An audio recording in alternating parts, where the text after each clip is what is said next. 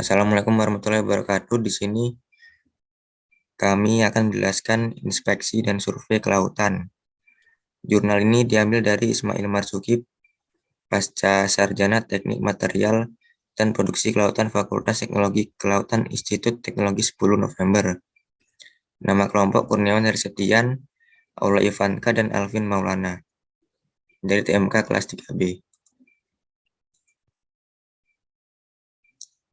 Survei kelautan erat kaitannya dengan asuransi laut untuk mengidentifikasi kerusakan keselamatan, kecelakaan, dan inspeksi. Untuk melakukan survei maupun inspeksi perlu memiliki pelatihan dan keterampilan yang dibutuhkan dalam melakukan penilaian terperinci dari kondisi kapal. Sementara itu, surveyor laut sering dipakai jasanya oleh perusahaan asuransi secara langsung. Sebagai seorang surveyor, mereka wajib mempertahankan otonom profesional pekerjaan mereka.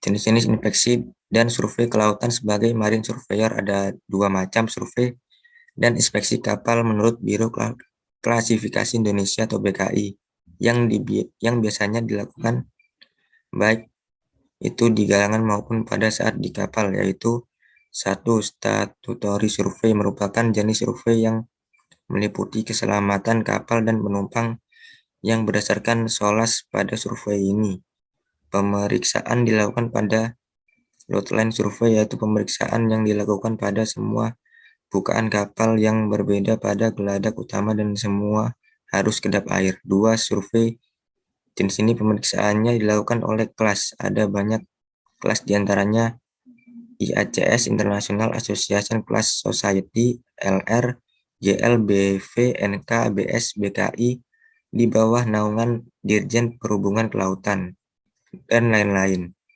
Jenis survei ini pemeriksaan lebih difokuskan pada pemeriksaan struktur seperti hal dan masonry.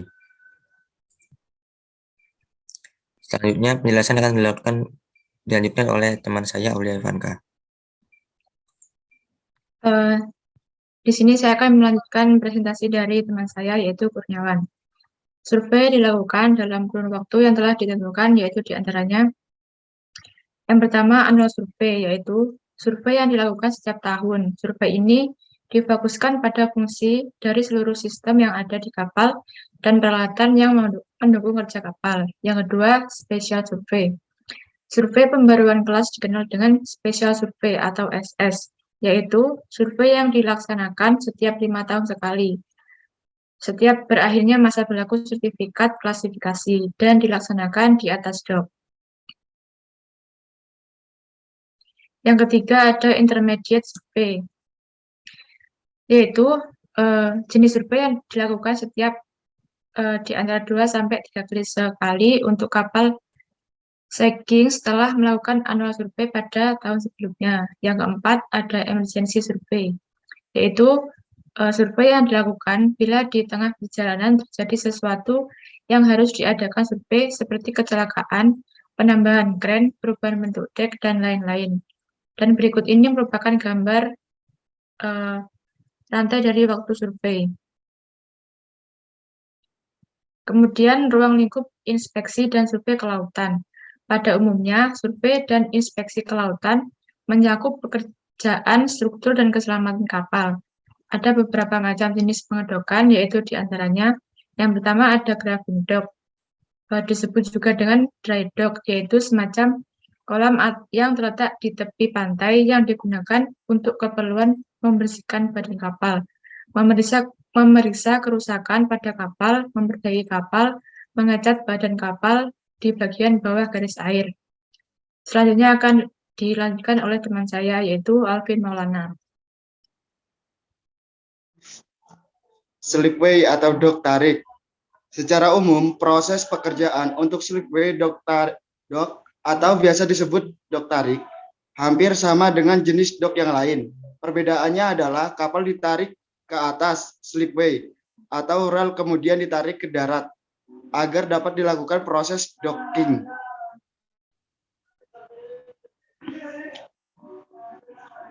Kegiatan survei dan inspeksi kelautan. 1. Pemeriksaan tebal plat.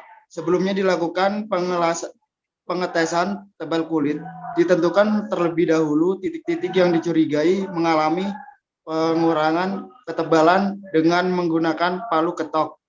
Kemudian disediakan alat yang akan digunakan antara lain 1. Unit ultrasonic test, gerinda, vaselin, palu, dan tangga. Untuk mempermudah pekerjaan dibantu dengan gambar rencana umum dan gambar kerja bukan kulit lambung. Untuk meletakkan titik-titik yang ada di uji ketebalannya. 2. Pencegahan kapal. 3. Pemeriksaan hasil pengelasan atau tes kekedapan. 2. Pengecatan kapal. Pengecatan kapal merupakan proteksi yang melindungi suatu permukaan logam dari akses lingkungannya dengan cara membentuk lapisan tipis di atas permukaan logam untuk mengurangi terjadinya korosi. Pengecatan kapal terdiri dari 3 lapisan, yaitu cat anti korosif ASI dasar sebagai lapisan dasar pertama, pengecatan pada kapal serta mencegah terjadinya korosi pada lambung kapal. Cat anti fouling atau AF yang bertujuan untuk mencegah binatang dan tumbuhan laut. 15. Menempel pada bagian kapal yang tercelup dalam air dan cat warna. 3. Pemeriksaan hasil pengelasan atau tes kekedapan. A. Menggunakan kapur dan solar. B. Menggunakan air bertekanan. C. Menggunakan udara bertekanan.